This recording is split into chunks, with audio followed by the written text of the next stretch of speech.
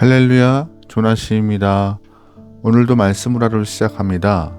슬기로운 아침 시간 시편 128편입니다. 단어가 주는 뉘앙스, 느낌이 있습니다. 예를 들어서 두려움이라는 단어가 주는 느낌은 그리 밝지 못합니다. 무겁기도 하고 무섭기도 하고, 그래서 자주 사용한 단어가 아니죠.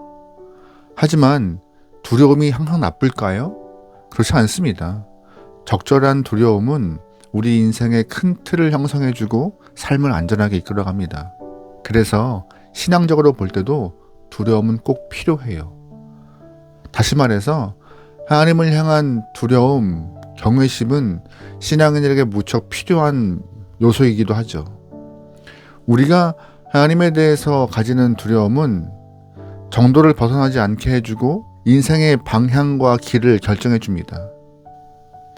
단어가 주는 표현이 조금 무겁지만 하나님에 대한 두려움, 무서움을 우리는 예배를 통하여서 경외감으로 표현하는 것이죠. 그래서 본문의 시인도 하나님 앞에서 가지는 경외감이 인생에 큰 유익이 된다는 것을 노래하고 있어요.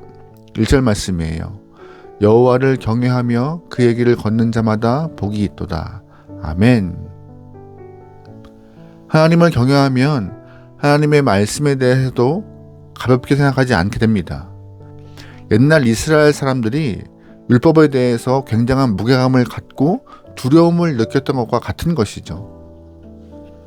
우리는 일상에서 내가 느끼는 상대방에 따라서 그 말에 대해서 무게감도 달라지는 것을 느낍니다. 예를 들어서 어머니를 사랑하지만 어머니의 부탁을 조금 귀찮게 여겨서 다음에요 라고 하면서 미룰 때가 있어요. 어머니가 싫어서 그런 것이 아니에요. 그 말의 무게감이 좀 다른 것이죠. 가벼운 것이에요. 하지만 선배나 혹은 선생님이 부탁을 하면은요, 그건 부탁이 아니라 명령까지 들려서 곧바로 실행할 때가 있습니다. 같은 부탁이지만 느껴지는 것은 달라지는 것 같아요. 그래서 상대방의 말의 무게감을 좀 있게 들리려면 무서움, 두려움, 이러한 감정도 필요한 것 같습니다. 요즘 신앙인들에게 하나님의 이미지는 어머니와 같이 사랑 많으신 분으로만 한정되게 각인되는 것 같습니다. 그러다 보니 말씀도 조금 가볍게 여겨지는 것 같고 주변 사람들의 조언보다 힘이 없는 것처럼 느껴질 때가 많아요. 분명히 옳은 모습 아닙니다.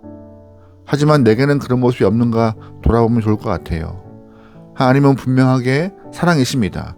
하지만 하나님은 사랑만 가지고 계신 분이 아님을 기억하며 하나님에 대해서 경외감 또한 두려움을 느끼며 신앙생활을 할 수 있는 자세가 우리 안에 있는지 확인해야 될 때가 지금 이때인 것 같습니다.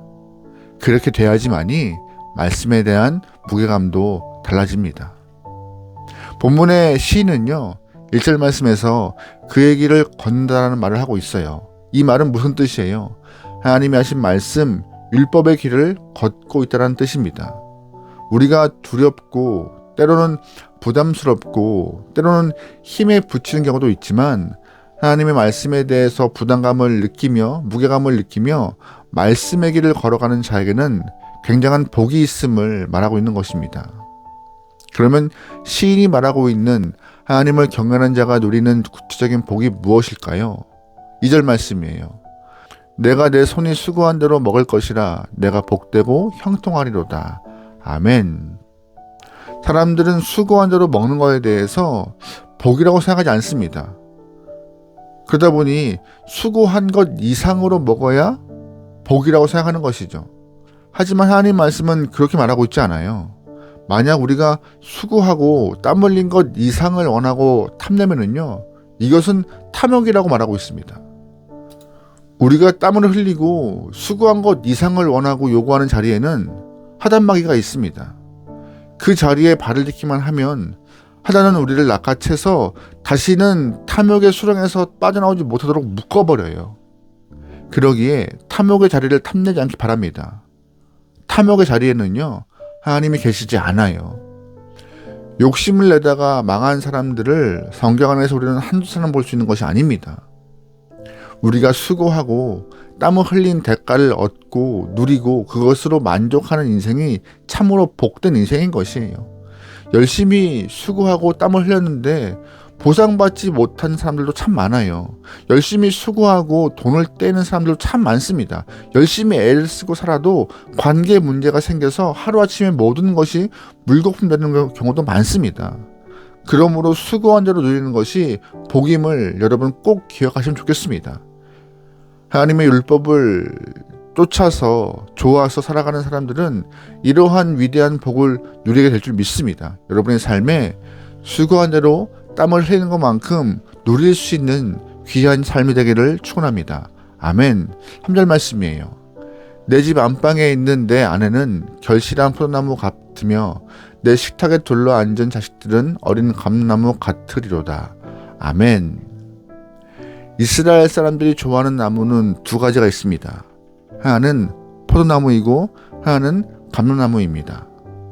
포도나무는 열매를 주고 그 열매는 포도주가 되어서 기쁨을 허락하죠.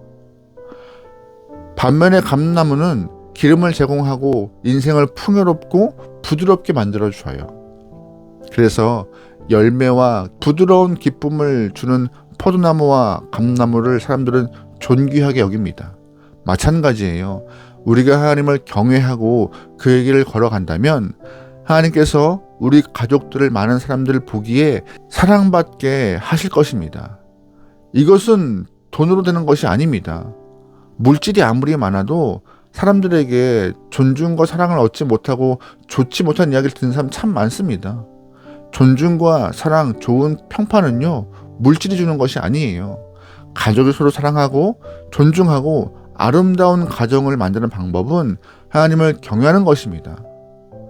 하나님의 말씀을 잘 보면은요, 아내를, 남편을, 자녀를 향한 그 말씀이 있어요. 그 말씀을 무게감을 느끼고 지켜낼 때 하나님은 하나님을 경외하는 자들에게 주시는 특권이 존귀하게 여김을 받는 것입니다. 그러기에 하나님을 경외함으로 예배를 드리는 자리를 벗어나지 않고 여러분의 삶이 주 안에 있게 소망합니다. 그래야 우리의 삶도 이 땅에서 존귀하게 여겨질 수 있는 은혜가 주어진다는 것이에요. 6절 말씀입니다. 내 자식의 자식을 볼지어다 이스라엘에게 평강이 있을지로다. 아멘. 무슨 말이에요? 하나님을 경외하는 자에게 하나님은 장수의 복을 주신다는 것입니다.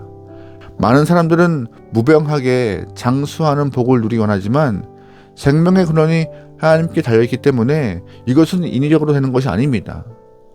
하나님이 지금이라도 우리의 생명을 취하시면 우리는 하나님 앞에 서야 하는 존재예요.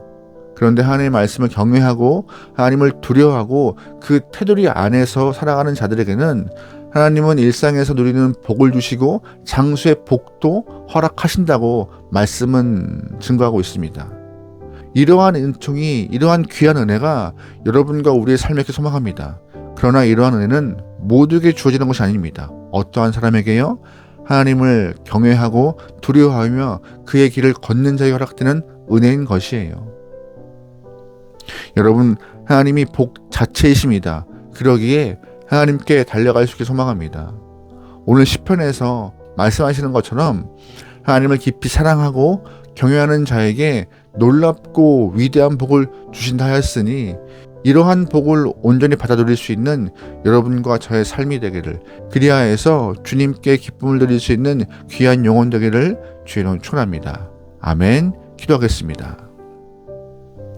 은혜가 풍성한 하나님, 하나님을 경외하고 말씀을 지켜 행하여서 하나님의 기쁨이 되기 원합니다. 우리를 인도하여 주시옵소서. 부족한 우리의 삶이지만 말씀을 행할 때에, 지켜 행할 때에 채우심과 풍요로움을 허락할 줄 믿습니다. 그러기에 이 땅에 주목하지 않고 하늘을 주목하며 이 땅을 두려워하지 않고 주님을 두려워해서 채움의 은혜를 경험할 수 있는 모든 영혼들에게 인도하여 주시옵소서. 원종을 맡기오며 예수님의 이름으로 기도합니다. 아멘.